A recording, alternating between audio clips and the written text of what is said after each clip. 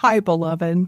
Have you ever asked the question, what's up with this? I confess, I ask that question several times a week. Most often it's about relatively small matters. For example, as I go back and forth past my kitchen, I say, what's up with this? Why don't those dishes wash themselves?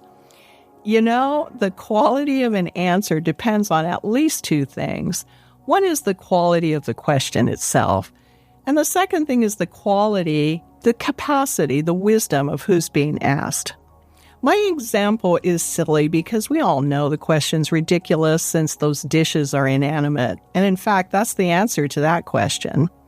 As necessary as household chores might be, our deepest questions are the ones which, in seeking the answer, we chart the course of our lives. And I'd argue not only from now until death, but beyond death, eternity. These great questions include, why am I here? Is there a God? And if there is a God, what is God's intention toward humankind and toward me? God answers these timeless questions in the story of the beginning. It's the one story which is foundational to all of humankind's stories. And this week we have front row seats as the Creator unfolds days 2 to 5 and part of 6 of His creation. I'm reading this glorious story from Genesis 1, 6 through 25 in the English Standard Version of the Bible. And God said, "Let there be an expanse in the midst of the waters, and let it separate the waters from the waters. And God made the expanse and separated the waters that were under the expanse from the waters that were above the expanse. And it was so. And God called the expanse heaven, and there was evening and there was morning the second day.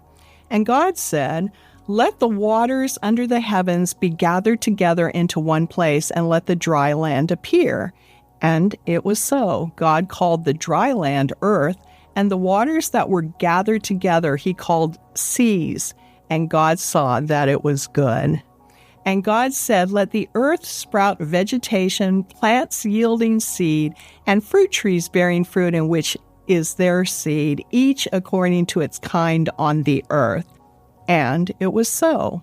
The earth brought forth vegetation, plants yielding seed according to their own kinds, and trees bearing fruit in which is their seed, each according to its kind. And God saw that it was good. And there was evening and there was morning the third day.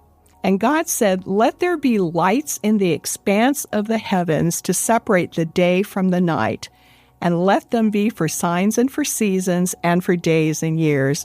And let them be lights in the expanse of the heavens to give light upon the earth. And it was so. And God made the two great lights, the greater light to rule the day, and the lesser light to rule the night, and the stars. And God set them in the expanse of the heavens to give light on the earth, to rule over the day and over the night, and to separate the light from the darkness. And God saw that it was good. And there was evening and there was morning the fourth day. And God said, let the waters swarm with swarms of living creatures, and let birds fly above the earth across the expanse of the heavens. So God created the great sea creatures and every living creature that moves, with which the waters swarm according to their kinds, and every winged bird according to its kind. And God saw that it was good. And God blessed them, saying, be fruitful and multiply, and fill the waters in the seas, and let birds multiply on the earth. And there was evening and there was morning the fifth day. And God said, let the earth bring forth living creatures according to their kinds, livestock and creeping things, and beasts of the earth according to their kinds. And it was so.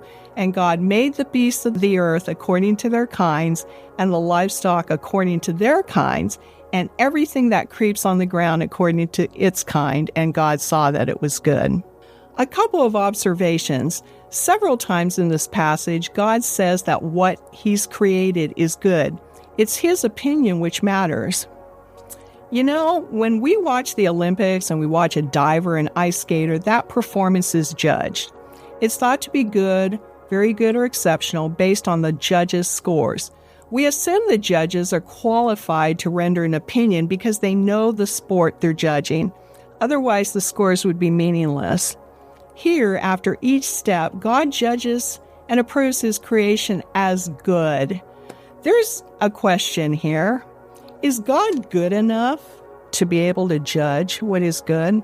On the basis of evidence, this wonderful story, the rest of his word to us, our lives, and around the world throughout the centuries, other lives that have been transformed by him, we declare an enthusiastic yes, God knows, has created, and is able to approve what is good. Beloved, why do I call you that? I mean, the reality is that while my husband will watch this, you and I may not have yet met. You are called beloved because, as we'll see in chapter 2 of this beginning story, God's intention for humankind is to have a profound love relationship with the people he creates. As his story of love progresses, he lays down his life for you, for me, to save us, because he loves us that much. How do you respond?